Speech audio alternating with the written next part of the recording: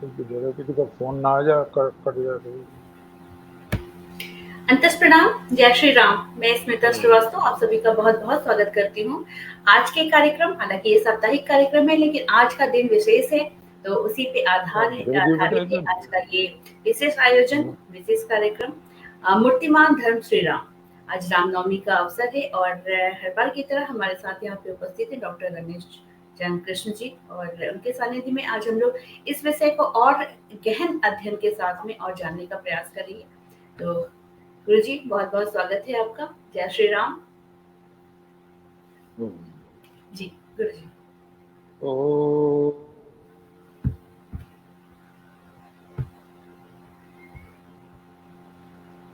रामः शस्त्रहितां।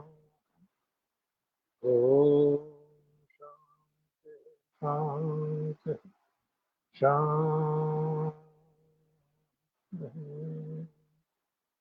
वंदनीय मातृशक्ति, समुपस्थित धर्म प्रेमी महानुभाव, प्यारे बच्चों और सूत्रधार बहन स्मिता, आज का दिन बहुत पवित्र दिन है। भगवान श्री राम के अवतरण का दिवस है और इसलिए भी विशेष महत्व है कि 500 वर्ष बाद राम जन्मभूमि का उद्धार हुआ है और आज सूर्य से भी अभिषेक हुआ है। वैज्ञानिक तकनीक से सूर्यवंशी हैं भगवान राम। सारा विश्व भगवान राम के चरणों में अपना मस्तक झुका रहा है। ये भारत के लिए बहुत गर्व की बात है। बहुत अच्छी बात कही है महर्षि गुप्त जी ने। हे राम, तुम्हारा वृत्त स्वयं ही काव्य है, कोई कवि बन जाए सहज संभाव्य है। ये चरित्र ही इतना सुंदर है, जो भी इस पर लेखनी उठाएगा, इसको वाणी का विषय बनाएगा, वो स्वयं में भी अमृत हो जाएगा, प्रसिद्ध हो जाएगा। जितने भी महापुरुष हुए हैं पूरे विश्व में, राम जी का व्यक्तित्व उन सब से कुछ विलक्षण है, अलग है। जो राम कथा है वो सारे विश्व में गई है। आश्चर्य होता है, यूनान में राम कथा है इलियट के नाम से। जो वाल्मीकि रामायण का विषय वस्तु है वो ही इलियट की विषय वस्तु है। और अमेरिका में रेड कुरियंस आज भी राम सीतोत्सव मनाते हैं, दशहरा मनाते हैं, रामलीला खेलते हैं। मेक्सिको में एक बहुत प्रसिद्ध बात है कि एक व्यक्ति आया था, साल कैटल। उसने लोगों को खेती करना सिखाया था और बहुत समृद्ध हो गया था देश। फिर उसे जाना पड़ा तो इसको ढूंढा लोगों ने, तो वाल्मीकि रामायण का प्रसंग निकला। भगवान विष्णु ने दैत्यों पर हमला किया था और सोमाली यहाँ से भागा था अपने स्त्री बच्चों अनुयायियों के साथ, और अमेरिका में वो बसा। उसने नए ढंग से खेती करना सिखाया। देवताओं की तरह उसकी वहां पूजा होती थी। और वाल्मीकि रामायण में साल कटंकट उसको कहा गया है। नाम उसका सोमाली है। तो कहां से कहां पहुंची है कथा। कई देश तो ऐसे हैं जहां ये मान्यता हो गई है कि भगवान राम हमारे ही देश में पैदा हुए। कितने ही राजा हैं जिनके आगे राम लगता है और वो गर्व अनुभव करते हैं इसमें। अंकोर वाट का मंदिर है, विश्व प्रसिद्ध मंदिर है, विष्णु मंदिर। उसमें भगवान श्री राम, भगवान श्री कृष्ण से संबंधित विलक्षण मूर्तियां उत्कीर्ण हैं। सारे संसार को संदेश देती हैं वो। भारत में तो कोई स्थान ऐसा नहीं है जिस भाषा में भगवान राम का चरित्र न पहुंचा हो। विदेश में भी बाली है, जावा है, सुमात्रा है, मेडागास्कर है, इंडोनेशिया है। सारा संसार भगवान राम की प्रतिभा से परिपूर्ण है, आच्छादित है। यहाँ इतनी बढ़िया बात कही गई है भगवान राम के विषय में कि रामो साक्षात धर्म विग्रह, राम धर्म के साक्षात स्वरूप हैं। अर्थात धर्म कभी मानव रूप धारण करे तो वो कैसा होगा? वो ऐसा होगा जैसे भगवान राम। गुरु गोलवलकर जी ने एक बहुत अच्छी बात कही है कि वाल्मीकि जी ने जब उपमा दी है भगवान राम की, तो उन्होंने सिंधु और समुद्र दोनों से कहा उसको। उन्होंने कहा है हिमालय की भांति वो गंभीर हैं और समुद्र की भांति अथाह हैं। इससे वो कहते हैं हिमालय से कन्याकुमारी तक के लिए एक ही चरित्र है जो सबके लिए अनुकरणीय है। भगवत गीता में एक बहुत सुंदर श्लोक आया है। भगवान श्री कृष्ण अर्जुन से कहते हैं यद यद आचरति श्रेष्ठस्तत्तदेवेतरो जनाः सा यत प्रमाणम कुरुते लोकस्तद अनुवर्तते। हे अर्जुन, जिन्हें हम श्रेष्ठ पुरुष कहते हैं, वो श्रेष्ठ पुरुष जो जो आचरण करता है, जो जो कर्म करता है, सामान्य लोगों के लिए वो प्रेरणा स्रोत बनता है, प्रमाण बनता है, उसका वो अनुकरण करते हैं। इसलिए समाज के हर व्यक्ति की जिसे प्रतिष्ठा प्राप्त है, ये जिम्मेवारी है, उसकी दायित्व है, वो सत्य ही बोले, असत्य ना बोले, उसका चरित्र पवित्र ही हो, अपवित्र ना हो उसका चरित्र। स्वामी जी ने एक भाषण में कहा है कि सारे संसार के यात्रियों ने भारत के पुत्रों की सत्य प्रियता की प्रशंसा की है। जितने भी लोग आए हैं, अरब से आए हैं, यूनान से आए हैं, इंग्लैंड से, अमेरिका से, सबने इस बात की प्रशंसा की है भारतीय लोग झूठ नहीं बोलते। और दूसरी बात स्वामी जी ने कही है भारतीय कन्याओं की पवित्रता की प्रशंसा की है। सारे संसार में ऐसा पवित्र धर्म जैसा यहाँ निभाया जाता है पूरे विश्व में कहीं भी नहीं है, बेजोड़ है। इस दृष्टि से स्वामी जी ने एक बहुत प्यारी बात कही है, बड़ी जानदार शानदार बात कही है, और ये उन लोगों के लिए बहुत जरूरी है जो अनाप शनाप बकते रहते हैं महापुरुषों पर, कुछ का कुछ कहते रहते हैं, पढ़ा नहीं लिखा नहीं, एक लाइन मिल गई उसे उठाए फिर रहे हैं, घसीटे फिर रहे हैं। ऐसे लोगों को प्रेरणा लेनी चाहिए। अगर तुम नेता हो, एमएलए हो, एमपी हो, मास्टर हो, प्रोफेसर हो, लेक्चरर हो, साइंटिस्ट हो, तो तुम्हारा हर शब्द नपातुला होना चाहिए। अनुद्वेग करम वाक्यम सत्यम प्रिय हितम च। उत्तेजना ना फैलाए लेकिन झूठ भी ना हो, सत्य हो, सत्य को भी प्रिय बनाकर बोला जाए और वो सत्य भी मानव का कल्याण करे। तो इस तरह के हम देखते हैं आजूल जलूल स्टेटमेंट लोग देखते रहते हैं। कहीं भगवान राम को ही काल्पनिक बता देते हैं, कहीं तुलसीदास जी के विषय में अनाप शनाप, कहीं रामचरितमानस की प्रतियां जलाने की बैन करने की बात करते हैं, कहीं मनुस्मृति की। तो उन्हें ये सोचना चाहिए तुम्हारा कितना सा अध्ययन है।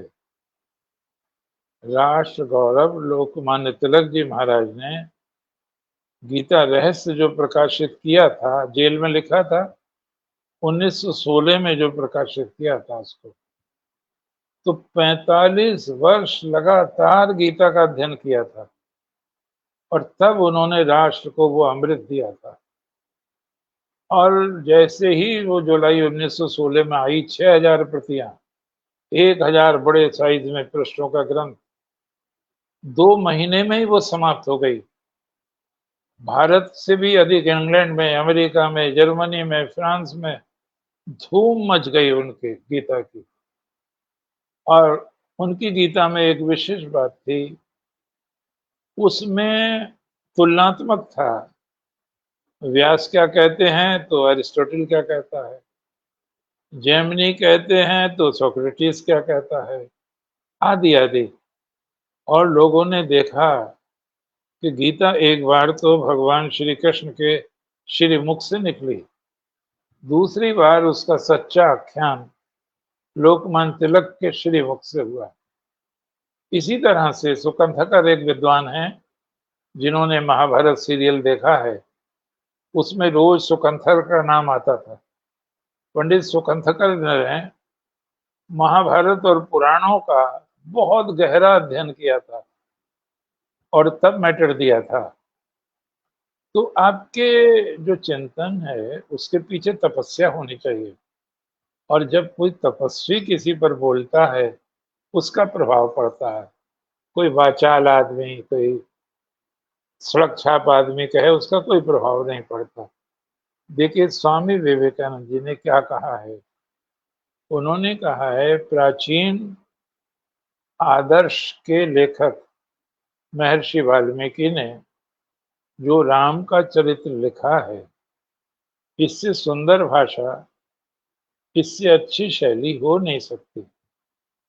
महर्षि वाल्मीकि ने श्री राम के रूप में आदर्श पुत्र, आदर्श पिता, आदर्श भाई, आदर्श मित्र, आदर्श शिष्य, आदर्श शत्रु की भूमिका जितने सुंदर ढंग से प्रकाशित की है, अद्भुत है।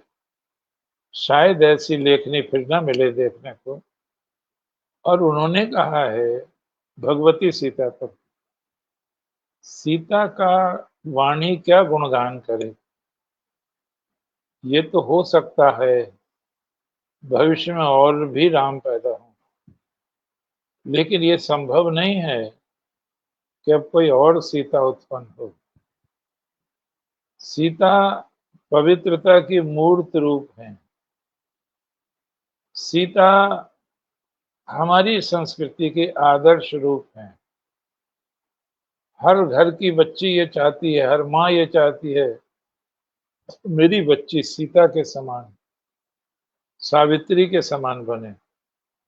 और स्वामी जी ने कहा जब तक भारत में 5 आदमी भी गांव के भाषा बोलने वाले, पढ़े लिखे नहीं, 5 आदमी भी सीता की कथा कहेंगे, कहते रहेंगे, तब तक भारतीय संस्कृति नष्ट नहीं हो सकती, अमर रहेगी। ये है मूल्यांकन भगवान राम का, भगवान श्री कृष्ण, भगवती सीता का। कुछ हम थोड़े से 2-4 प्रसंग रामनवमी के अवसर पर देते हैं। भगवान श्री राम को सूचना मिली है कि आप तैयार रहें, भूमि पर शयन करें, ब्रह्मचर्य पूर्वक शयन करें, रात्रि को नारायण का जप करें, सुबह को योगराज अभिषेक है आपका। लेकिन सुबह होते ही दृश्य बदल जाता है। कैकेयी ने पलट दिया सारा धंधा।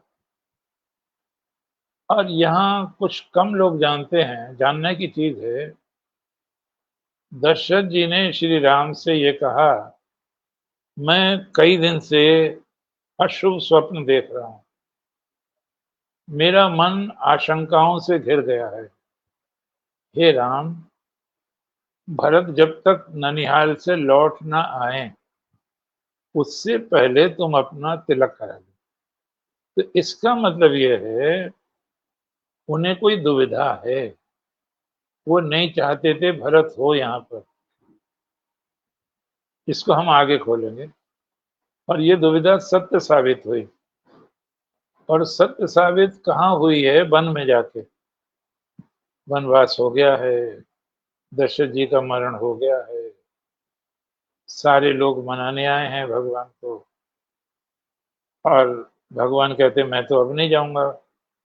पिता को वचन दे के मैं आया हूँ, मैं नहीं जाऊंगा। यहाँ एक बात और जानने की है, बेटियों को जानने की है विशेष रूप से, और वो स्वर्ण अक्षरों में लिखने की है। भगवान राम मना कर रहे हैं सीता से चलने को, क्योंकि नई शादी हुई है, नया विवाह हुआ है, आकर्षण है, काम भाव है।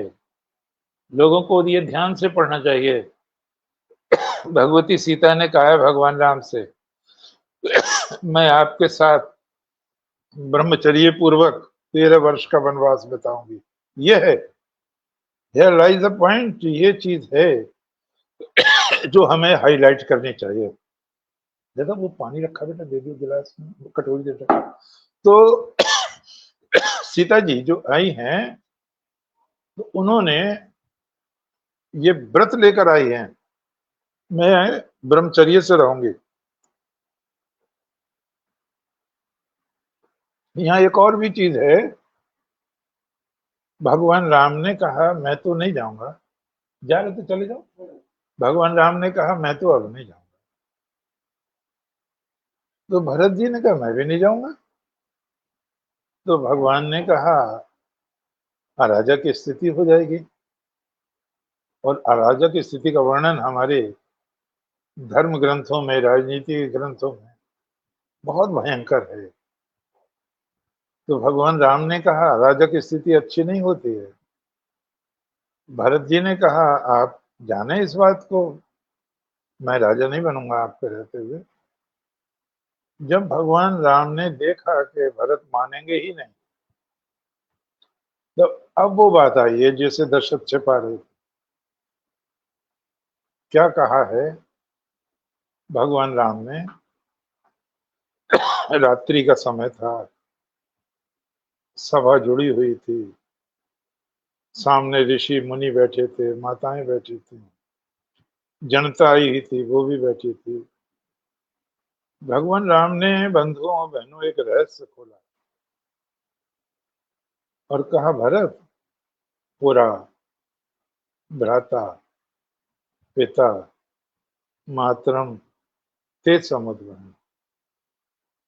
माता महे समाशोषित राजशुल्कम अनुत्तम। भैया भरत, पहले की बात है, ये सुनी हुई बात है, क्योंकि हम तुम तो थे नहीं।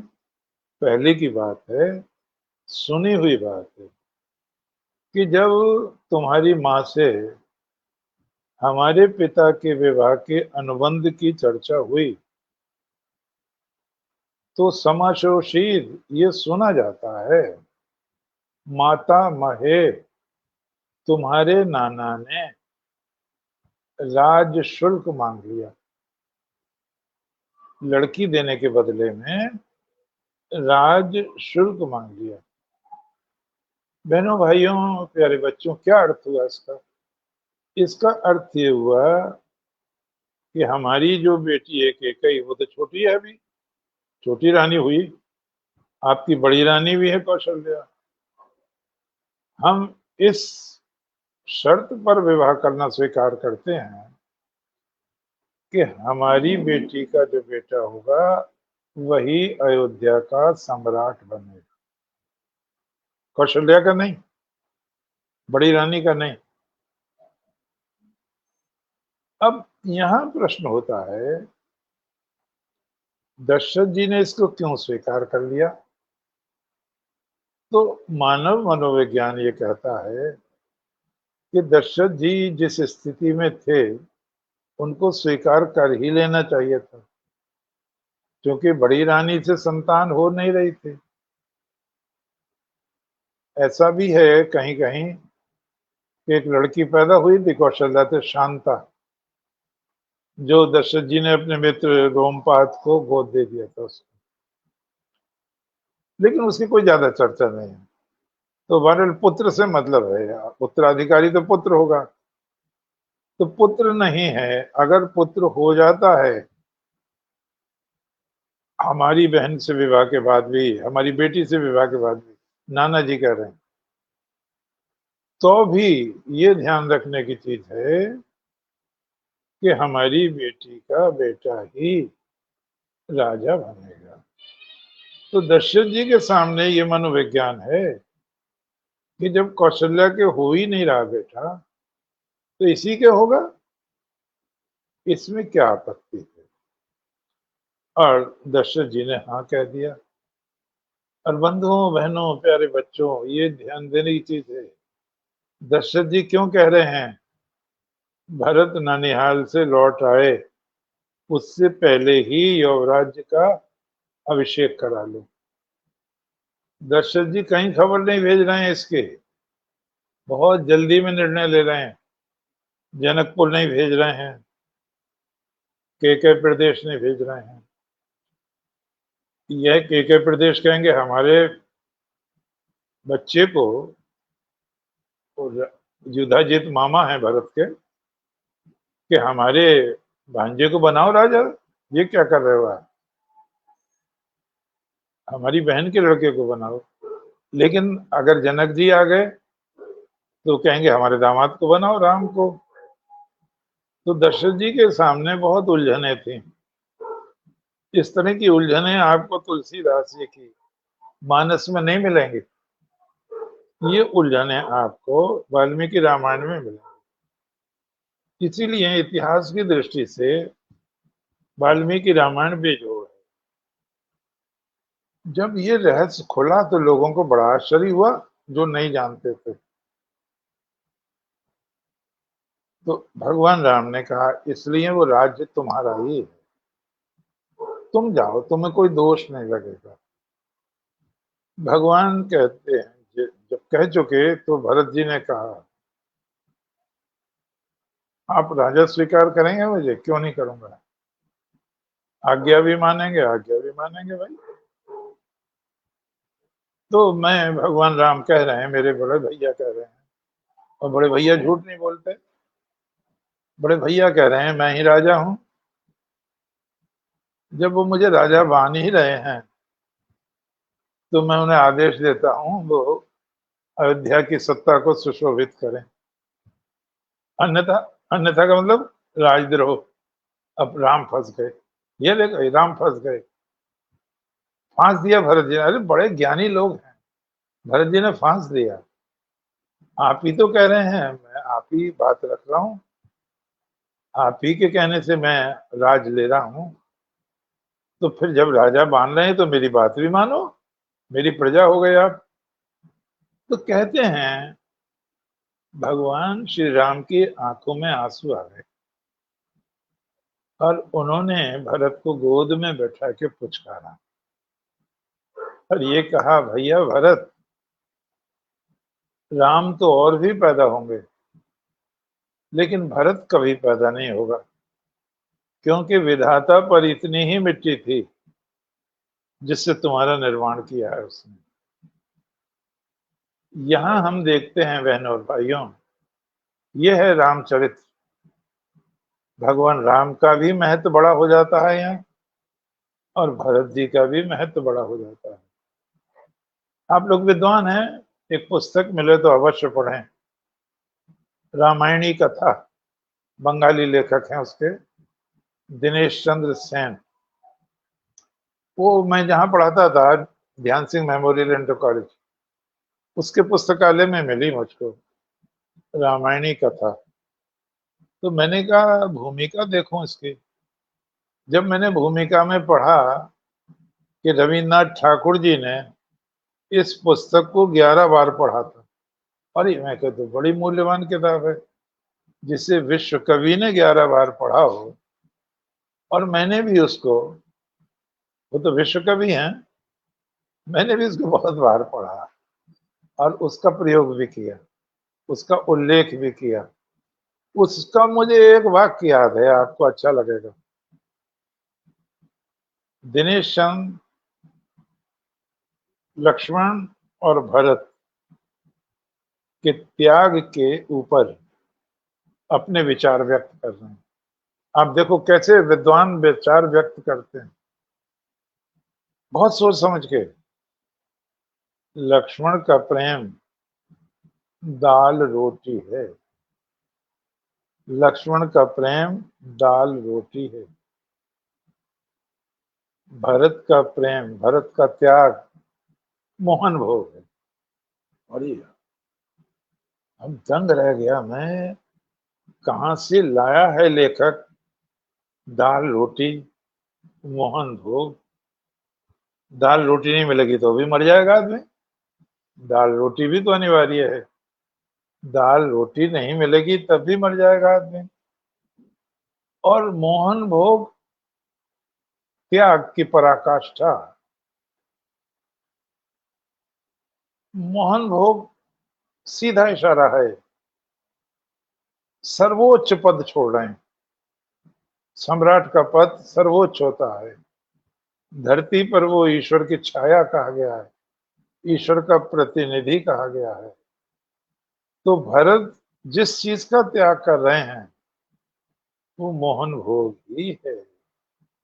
मोहन भोग शताब्दियों में, सहस्राब्दियों में, हजारों लाखों वर्षों में कोई एक ही लगा सकता है, बार बार नहीं लगा सकते।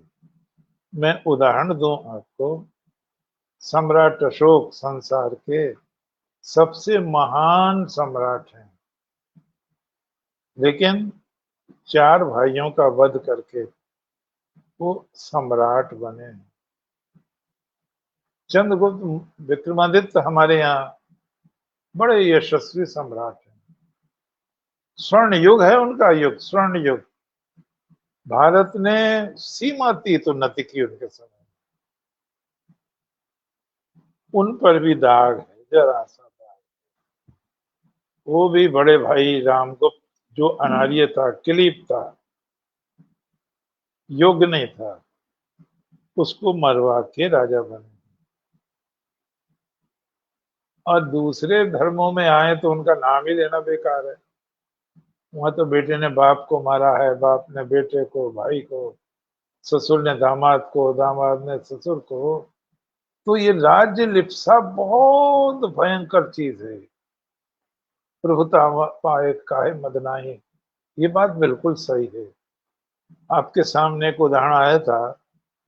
भोज जब बहुत छोटे थे तो उनके पिता मर रहे थे, उन्होंने अपने भाई से कहा, मुंज से, देखो मैं तो जा रहा हूँ संसार से, मेरा बेटा छोटा है भोज, तुम इसके संरक्षक बनकर शासन भार संभालो, जब ये बड़ा हो जाए तो इसे सौंप देना। बात बहुत अच्छी थी। अब राजा भोज के जो चाचा थे मुंज, वो शासन संभालने लगे, लेकिन अंदर ही अंदर राजमद आ गया।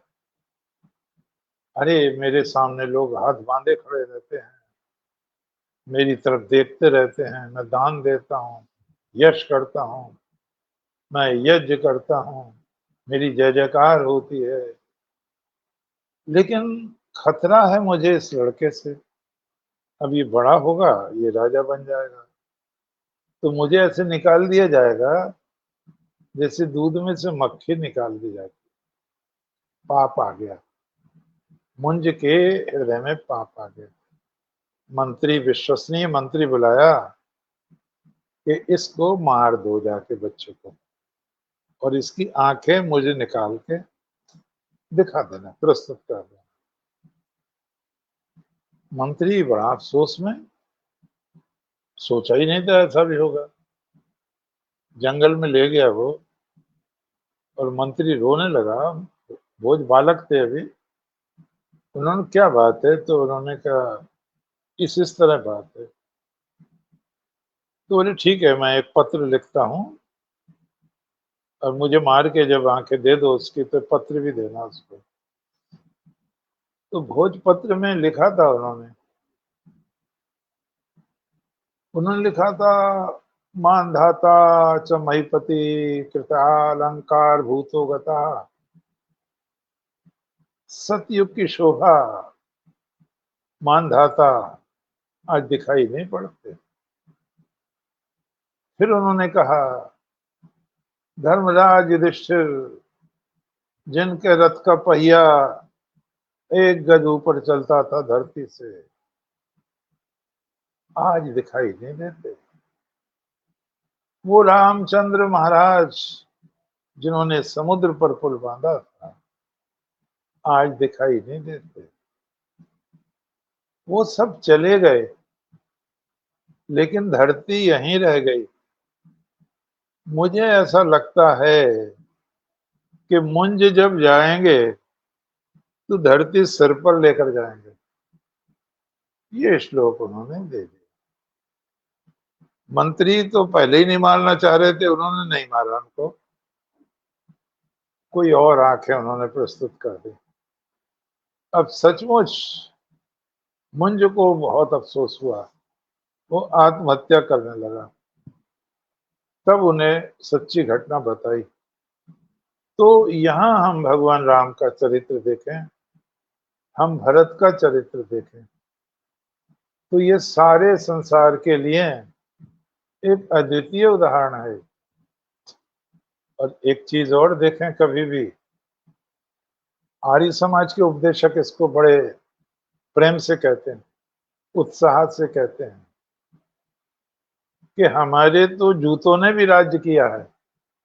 चरण पादुका, भगवान की चरण पादुका ने राज्य किया है। तो ये भगवान कृष्ण के, भगवान श्री राम के चरित्र की ऊंचाई का एक अध्याय है, जिस पर हमें विचार करना चाहिए। आप कभी कभी सोचते होंगे, क्या भगवान राम क्रोध भी करते थे? हाँ, क्रोध भी करते थे भगवान राम, समय पर क्रोध करते थे। और आप लोगों को बड़े ध्यान से ये बात सुननी चाहिए, नौजवान बच्चों को, कि हमें क्रोध करना चाहिए। कुछ आश्चर्य में पड़ जाएंगे आप कि मैं क्या कह रहा हूं कि क्रोध करना चाहिए। हाँ, क्रोध करना चाहिए। कैसे क्रोध करना चाहिए? भगवान से प्रार्थना में मांग रहे हैं हम, मन्युर असी मन्युमयि देहि। हे प्रभु, आप मन्यु स्वरूप हैं, आप क्रोध स्वरूप हैं, ये सात्विक क्रोध मुझे भी दीजिए। सात्विक क्रोध मांग रहे हैं, राजसी तमोगुणी क्रोध नहीं मांग रहे। बहनों भाइयों, सात्विक क्रोध क्या है? किसी गरीब को सताया जा रहा हो, उसको पीटा जा रहा हो, उसका वध करने की बात हो, किसी बहन बेटी पर अत्याचार हो रहा हो, तो हमें सात्विक क्रोध आना चाहिए और हमें उससे भिड़ जाना चाहिए, भले ही जीवन चला जाए। अगर हमारे अंदर ये नहीं है, मन्यु नहीं है, तो हम नपुंसक हैं। ध्यान रखने की चीज है, हम पुरुष नहीं है। पुरुष कहते हैं जैसे पौरुष हो, हम पुरुष नहीं है, हम नपुंसक हैं। और आपका ज्ञान बढ़े भगवान की कृपा से। भगवान ने अर्जुन को नपुंसक ही कहा ऐसे समय जब अत्याचारियों को, बलात्कारियों को, जुआरियों को, व्यभिचारियों को मारना चाहिए, तुम गांडीव धनुष फेंक कर बैठ गए। तो भगवान ने क्या कहा? क्लैव्यम महापार्थ नैतत्व पद्धति क्षुद्रम हृदय दौर्बल्यम त्यक्तोत्तिष्ठ परंतप। अरे अर्जुन, क्लैव्यम महापार्थ, नपुंसकता को मत धारण करो, न एतत्व उपपद्धति, ये शोभा नहीं देती। अनार्य जुष्टम, ये आर्यों का लक्षण नहीं है, अनार्यों का लक्षण। असुरज्ञम, ये स्वर्ग को देने वाला नहीं है। अकीर्ति करम, ये कीर्ति को भी देने वाला नहीं है। तो मैं आपसे कह रहा था कि भगवान राम भी क्रोध करते थे। हाँ, भगवान राम भी क्रोध करते थे। तय हुआ था सुग्रीव से कि पहले हम तुम्हारा काम कर देंगे, फिर तुम हमारा काम करियो। एग्रीमेंट है, समझौता है ये। हम तुम्हारा संकट दूर कर देंगे बाली को मार के, तुम्हारी पत्नी को भी दिला देंगे, तुम्हें राज्य भी दिला देंगे, फिर तुम हमारी पत्नी की खोज में हमारी सहायता करना। लेकिन राजा हैं वो लोग, बंदर उंदर नहीं है, राजा हैं। आज भी हम्पी है, हम्पी में आज भी रहते हैं। वहाँ महाराजा कृष्णदेव राय थे, बहुत बड़े बड़े शंकराचार्य रहे हैं, सब मनुष्य थे। तो हम तुम्हारा काम कर दें, तो हमने तो कर दिया तुम्हारा काम। लेकिन सुग्रीव राग और रंग में डूब गए, नाच गाना सुरा सुंदरी द्यूत। और भगवान राम ने लक्ष्मण से कहा, लक्ष्मण देखो बरसात भी बीतने वाली है, बरसात में तो जाया नहीं जा सकता था, आज की तरह सुविधाएं नहीं थी, लेकिन सुग्रीव क्या भूल गए बिल्कुल बात को। अब लक्ष्मण तो बहनों भाइयों वैसे गर्म दल के नेता हैं, हाँ वो आप से बाहर हो गए। भगवान राम ने कहा नहीं नहीं, जो मैं कह रहा हूं वो कहना, जो मैं कह रहा हूं वो कहना। इसको कहते वर्बेटम, अक्षरशः। हाथ जोड़ के खड़े हो गए लक्ष्मण, क्या कहूं भैया, बाली से सॉरी सुग्रीव से ये कहना, बड़े भैया ने ये कहा है जिस मार्ग से बाली गया है वो बंद नहीं हुआ है। क्या बात कही, कितनी बड़ी धौंस दे दी एक राजा को दो वनवासी बच्चों ने। ये है मन्यो मन रसी मन्यमयी देवी, ये परमात्मा का क्रोध है, ये हमें होना चाहिए धर्म की रक्षा के लिए, बहन बेटियों की इज्जत के लिए, सम्मान की रक्षा के लिए, राष्ट्र की रक्षा के लिए। तो भगवान राम ने कहा, कहना सुग्रीव से जिस रास्ते से बाली गया है न सा संकुचित पंथा, वो रास्ता बंद नहीं हो गया है, यानी मार दूंगा तुझे भी जान से। अब भय बिन प्रीत न हुई, तो ये तो मानी ही बात है। और आदित्यनाथ जी गोरखपुर की हैं, अब तो आज इस बात की तो रोज ही चर्चा हो रही है, थर थर कांप रहे हैं लोग। तो भगवान राम क्रोध भी करते हैं और क्रोध करना भी चाहिए धर्म की रक्षा के लिए।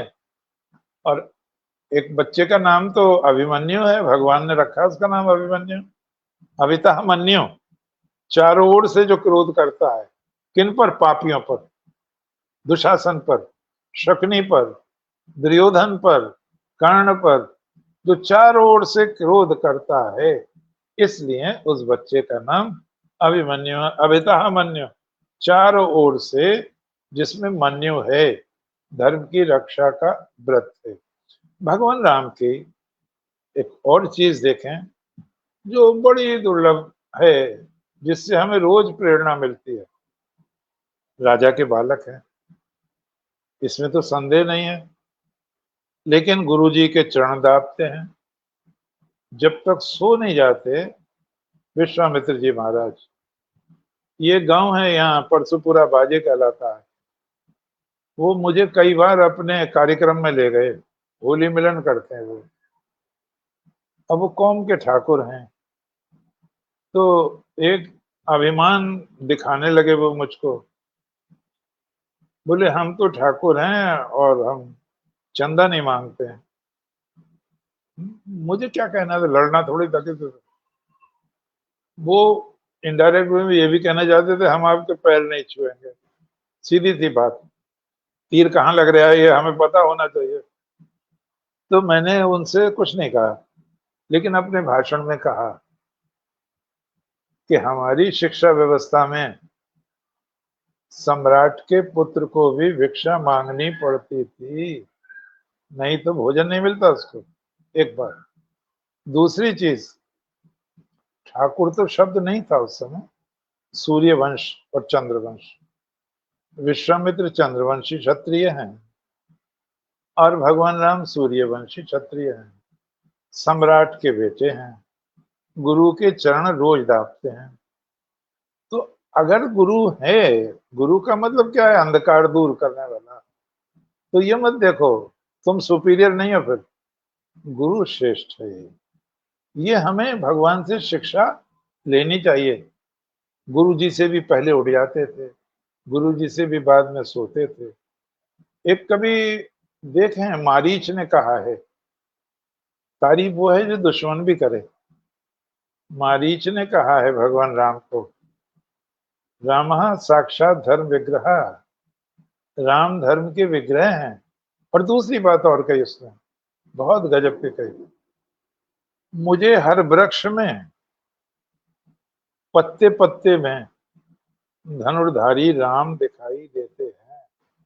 तो पापियों को ये भय होना चाहिए। एक धर्म के प्रति जो रक्षा का व्रत लिए हुए राजा है। भगवान की एक विचित्र चीज देखें, अब बहुत अच्छी लगेगी यहाँ, और उसको मैंने कहा है दो एक बार। भगवान राम, उसको सामुद्रिक शास्त्र कहते हैं, आप मनोविज्ञान कह सकते हैं।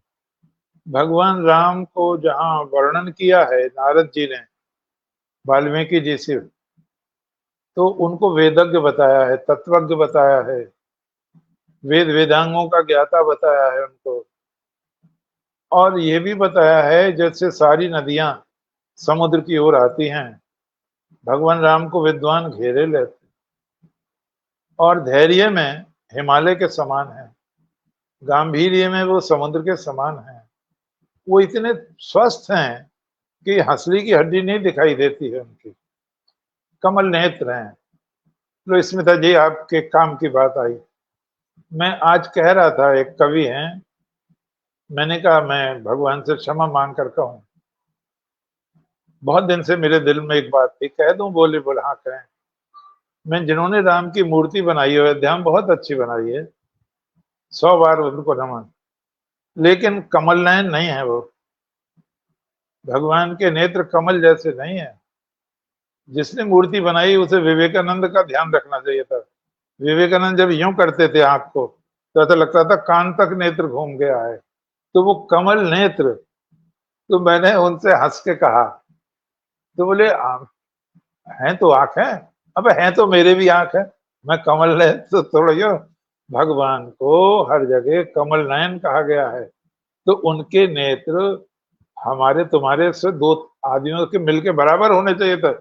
मेरी दो एक आंख मिलके तब भगवान की एक आंख होती। तो मैंने कहा नहीं डरते हमारे किसी से, लेकिन ये बात मुझे शुरू से ही लगती रही कि उन्होंने भगवान का आकृति बनाते समय इस बात का ध्यान नहीं रखा। और छोटी आंख है, आप देख लीजिए, कभी भी देखिए तो आंख छोटी है, अनुपात से छोटी है। भगवान की आंख काफी बड़ी होनी चाहिए थी। हमारे यहाँ नेत्रों की उपमा भगवान की बार बार कमल से ही दी जाती है। तो यहाँ मैं कह रहा था भगवान श्री राम को कि भगवान श्री राम जब जाते हैं और देखते हैं, वन में जाते हैं, मनोविज्ञान कितना है। कोई भी व्यक्ति सामुद्रिक शास्त्र का कितना ज्ञाता है, मनोविज्ञान का कितना ज्ञाता है, ये उसकी अतिरिक्त योग्यता है। हनुमान जी ब्राह्मण का रूप बनाकर आए हैं और पता पूछ रहे हैं आप कौन है राम और लक्ष्मण से। कुछ छिपाते नहीं है भगवान, सच बता देते हैं। मुझे एक बार बड़ा ताज्जुब हुआ, हमारे एक दादाजी थे, रिश्ते के दादा थे, तो वो बिना पढ़े लिखे थे, बिल्कुल बिना पढ़े लिखे थे, मेरी जानकारी में बिल्कुल बिना पढ़े लिखे थे। तब ज्यादा रिवाज भी नहीं था दूर दराज के गांव में। मुझे उनके साथ एक जगह जाने का अवसर मिला, तांगे में, बैल तांगे में। तो मुझे बड़ा आश्चर्य हुआ, को वो गाने लगे, को दो श्यामल गौर शरीरा, कारण कवन फिरौ वन वीरा, कौशलेश दशरथ के हम जाए, पितु वचन मान बन आए। मैं आश्चर्य में रह गया। मैंने कि जिन्हें हम बिल्कुल कोवट समझते थे कि ये जानते ही नहीं होंगे, अरे इन्हें तो चौपाई की चौपाई याद है। ये है तुलसी का महत्व, राजमहल से लेकर झोंपड़ी तक शासन है इसका। बिना पढ़े लिखा हो, पढ़ा लिखा हो, कोई भी हो, सब में शासन है। तो भगवान राम मनोविज्ञान के बहुत बड़े ज्ञाता हैं। हनुमान जी से पूछा, जो हनुमान जी ने बता दिया। अब उन्होंने हनुमान जी से पूछा, हनुमान जी ने भी बात बता दी।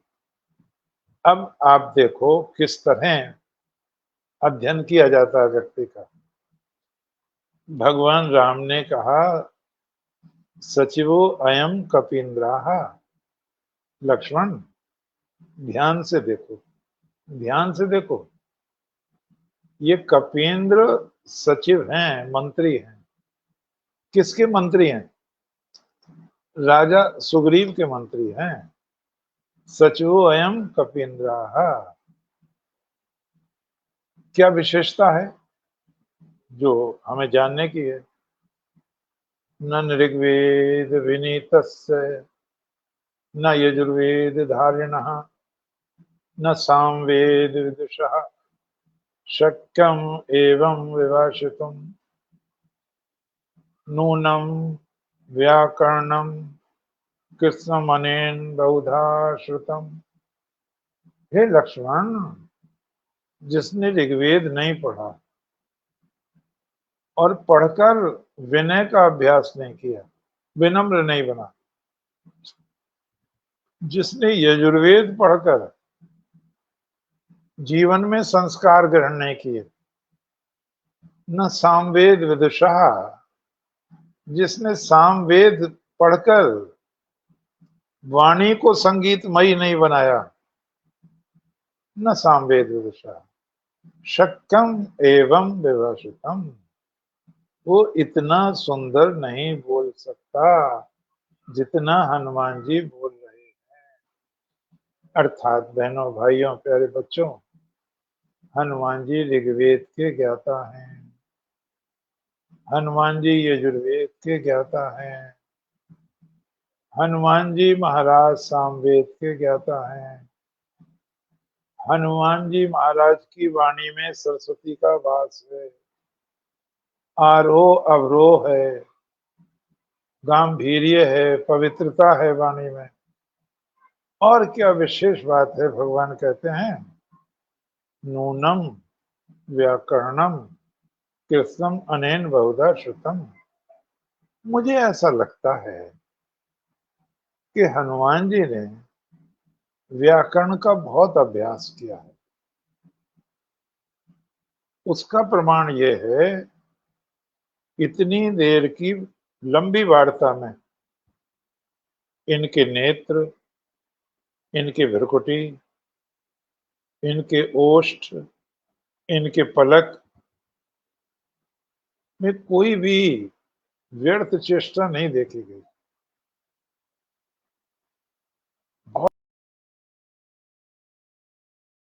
भगवान राम जिसको देखते थे उसको पूरा तोल लेते थे। और ये भी ध्यान देने की चीज है, भगवान राम ने जिनका सिलेक्शन किया, चुनाव, उन्होंने कभी धोखा नहीं दिया। नेताओं को धोखा दे जाते हैं अनुयायी, कभी धोखा नहीं दिया उनको। एक उदाहरण छोटा सा आता है, बहुत अच्छा आता है, और एक साने गुरु जी की किताब है भारतीय संस्कृति, आप उसे जरूर पढ़ें। संत विनोबा के शिष्य हैं साने गुरु जी, बहुत अच्छी अच्छी चीज है इसमें, गजब लिखा है, मन मयूर प्रसन्न हो जाता है। तो उन्होंने वाल्मीकि जी की एक घटना को अपने ढंग से तराशा है। वाल्मीकि जी ने भी अच्छा लिखा है, लेकिन उन्होंने और अच्छा कर दिया उसको। पंपा सरोवर के किनारे मातंग ऋषि के आश्रम में, जहां अब शबरी रहती हैं, प्रभु आए हैं। प्रभु के साथ लक्ष्मण भी हैं। शबरी रोज बुहारती है आंगन, जल छिड़कती है, पुष्पों को बिछाती है कि प्रभु आएंगे। अंत तो गत्वा, आज वो पवित्र दिन आ ही गया। शबरी के प्रेम की कोई इयत्ता नहीं है, कितनी प्रसन्न है वो। और शबरी टोकरी में लेकर फल लाई और वो कहती हैं पंपाया स्थिर संभवम, हे प्रभु, पंपा नदी के किनारे जो फल हैं, संचित वन्य फल, मैं आपके लिए लाई हूं। संचित वन्य फल कहा है, बेर शब्द नहीं है। तुलसीदास जी ने भी कंद मूल फल कहा है, बेर वहां भी नहीं है। भगवान ने बड़े प्रेम से वो फल ग्रहण किए, और जब वो फल ग्रहण किए उन्होंने,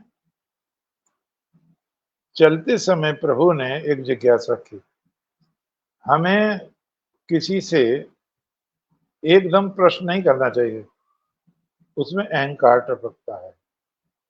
तद विद्य प्रणिपातेन परिप्रश्नेन सेवया उपदेक्षन्ति ते ज्ञानम ज्ञानिनस्तत्त्वदर्शिनः। हमें छोटा बनना पड़ेगा, नम्र बनना पड़ेगा।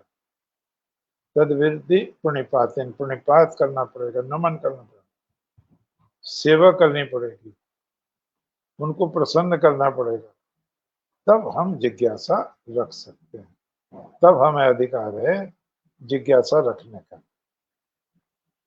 और तब ज्ञान बहेगा, प्रवाहित होगा, उसमें सोचना नहीं पड़ेगा। जैसे नदी प्रवाहित हो जाती है, तो भगवान ने कहा माँ, कितना अच्छा लगा होगा जब भगवान ने माँ कहा होगा शबरी को।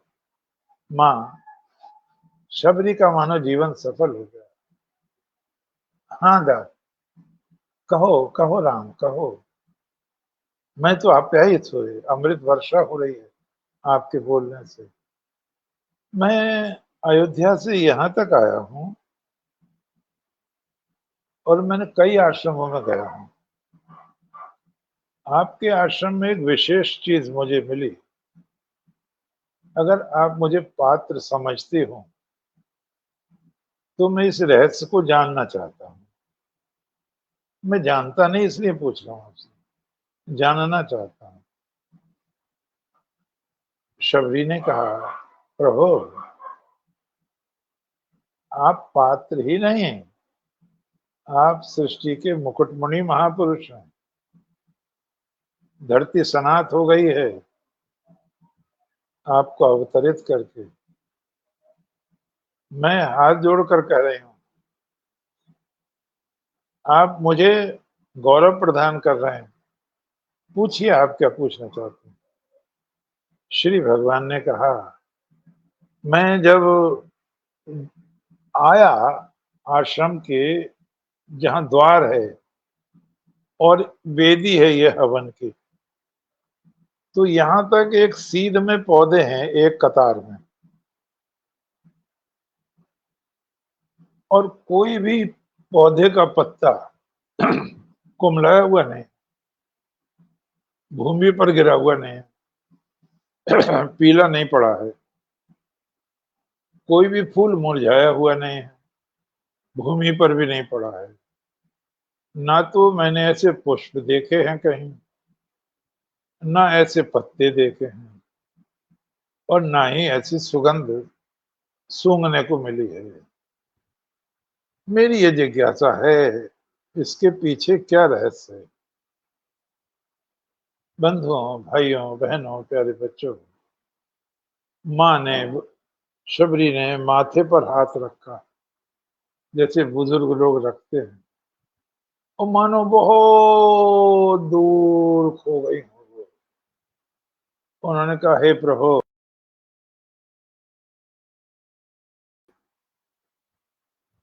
एक बार मेरे गुरु भगवान मतंग ऋषि बहुत वृद्ध हो गए थे, आश्रम से बाहर निकलना भी उनका बंद हो गया था। चातुर्मास आने वाला था, चौमासा। चौमासे में बाहर के भी लोग आते थे ज्ञान प्राप्त करने। 4 महीने ज्ञान चलती थी। तो बच्चों तुम जाओ, समिधा लाओ तोड़ के, सूखी समिधा हवन के लिए, और काष्ठ काट कर लाओ। भोजन बनाने के लिए लकड़ी की आवश्यकता होगी, वो काट के लाओ। राम, बहुत भयंकर गर्मी पड़ रही थी और बच्चों ने बात को अनसुना कर दिया कि गुरुजी तो बाहर निकलते ही नहीं, उन्हें पता ही नहीं कितनी गर्मी पड़ रही।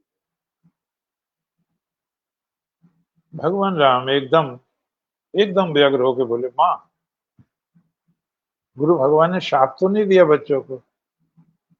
माँ बोली, नहीं नहीं नहीं प्रभु, मेरे गुरु भगवान का क्रोध से कोई परिचय नहीं था, मैंने उन्हें कभी क्रोध करते नहीं देखा। प्रभु ने कहा, माँ, मैं आप्यायित हुआ। आगे क्या हुआ माँ? गुरु जी ने फिर किसी से नहीं कहा कुछ भी। वो गए आश्रम में, एक कुल्हाड़ी अपने कंधे पर रखी, और उसी दोपहरी में, उसी गर्मी में जिसमें सूर्य अग्नि वर्षा कर रहे थे, कुल्हाड़ी कंधे पर रख के गुरुजी चल पड़े। बच्चों का ध्यान गया, उन्हें अपनी भूल का आभास हुआ। बहुत चिरौरी, बहुत विनती की, गुरु नहीं माने। बच्चों ने अपने बीच में गुरु को करके छाया में ले गए, एक छायादार वृक्ष के नीचे बैठाया। ब्रह्मचारी समिधा तोड़ने लगे, सूखी आम की लकड़ियां काष्ठ काटने लगे, सुखा के रोटी बनाने काम आए। अब शाम हो गई, मौसम भी शीतल हो गया। गट्ठर बांध के जो जिस लायक था बच्चा, छोटा बड़ा, उतना बोझ उसने अपने सिर पर रखा। शबरी बोली, हे प्रभु, जब बच्चे आश्रम में प्रविष्ट हुए, आगे आगे गुरु भगवान थे, पीछे पीछे ब्रह्मचारी थे, और पसीने की बूंदें टपाटप टपकती जा रही थी, मानो ब्रह्मचारियों के पसीने से, उनकी बूंदों से धरती माँ का अभिषेक हो रहा हो। भगवान राम के कमल जैसे नेत्र और अधिक खिल गए। वो प्यासे से सुनने लगे। कितना महत्वपूर्ण वर्णन है ये। उन्होंने कहा, गुरु भगवान ने कहा, तुम लोग थक गए हो, अब अनध्याय रहेगा, आज नहीं पढ़ाएंगे, अपनी शैया पर जाओ, भोजन करो, शैया पर जाओ, वहीं प्रार्थना करके सो जाओ।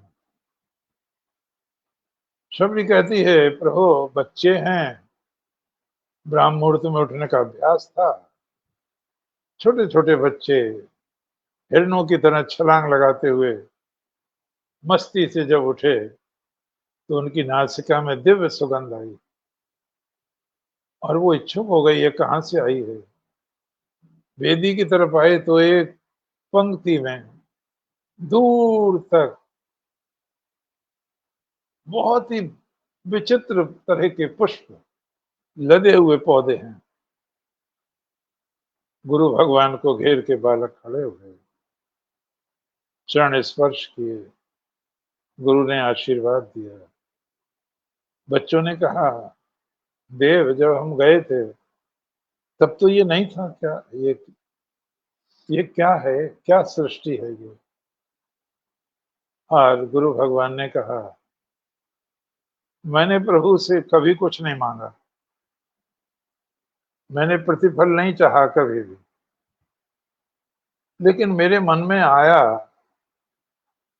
कि जहां जहां मेरे ब्रह्मचारियों का रक्त पसीने की बूंद बनकर बहा है, वहां वहां स्वर्ण कमल की उत्पत्ति हो जाए।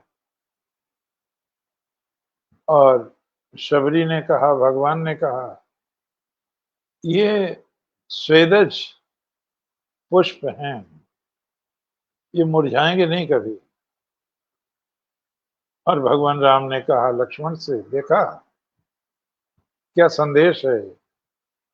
जिस देश के अध्यापक, ब्रह्मचारी, युवक, बहन, बेटियां अपने राष्ट्र की, अपनी धरती की, अपनी संस्कृति की रक्षा के लिए अपने रक्त को पसीना बहाकर आराधना करती रहेंगी, उसकी सेवा करती रहेंगी, तो उस संस्कृति का स्वर्ण कमल कभी नहीं मुरझाएगा, कभी नहीं मुरझाएगा। बहुत बहुत धन्यवाद, बहुत बहुत धन्यवाद। जय श्री